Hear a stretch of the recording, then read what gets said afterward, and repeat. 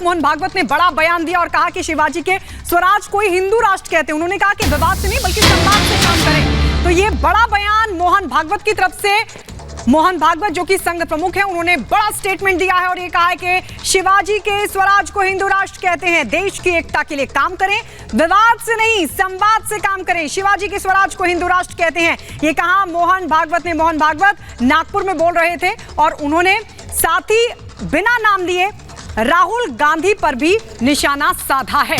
तो नागपुर में बोल रहे थे संघ प्रमुख। और इस बीच एक और बड़ी खबर आपको बता दें, संघ प्रमुख मोहन भागवत का बयान विदेशों में भारत को बदनाम करने वाले शत्रु हैं। दरअसल ये बिना नाम लिए राहुल गांधी पर निशाना साधा है। संघ प्रमुख मोहन भागवत ने अलग भाव रखने से देश टूटता है, ये कहना है मोहन भागवत का। राजनीतिक बयानबाजी में मर्यादा रहनी चाहिए। तो ये एक और बयान मोहन भागवत का सामने आ गया है जिसमें उन्होंने कहा कि विदेशों में देश को बदनाम करने वाले देश के शत्रु हैं।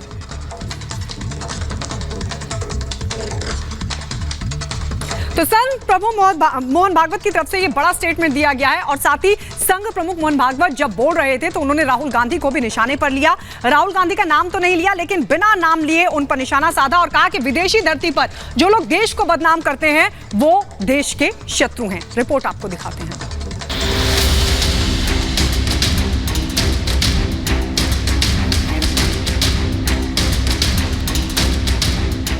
संघ प्रमुख मोहन भागवत ने नागपुर में संघ के कार्यक्रम में शामिल होकर देश में एकता और अखंडता का संदेश दिया।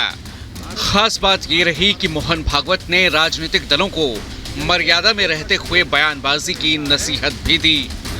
विदेश में देश को नीचा दिखाने की प्रवृत्ति पर प्रहार करते हुए मोहन भागवत ने इशारों में राहुल गांधी पर निशाना साधा और बेहद बेबाकी से कहा कि विदेश में देश को नीचा दिखाने वाले भारत के शत्रु हैं।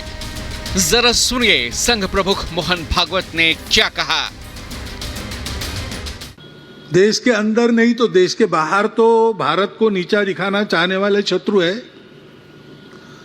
अपने स्वार्थ के लिए भारत को दबाए रखने वाले, आपस में झगड़ता लड़ता रखना चाहने वाले लोग हैं।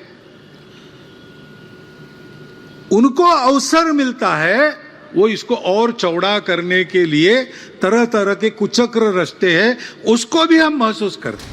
मोहन भागवत ने कहा कि आज राजनीतिक पार्टियां एक दूसरे से लड़ रही हैं, लेकिन देश की एकता और अखंडता के लिए सबको मिलकर प्रयास करना चाहिए।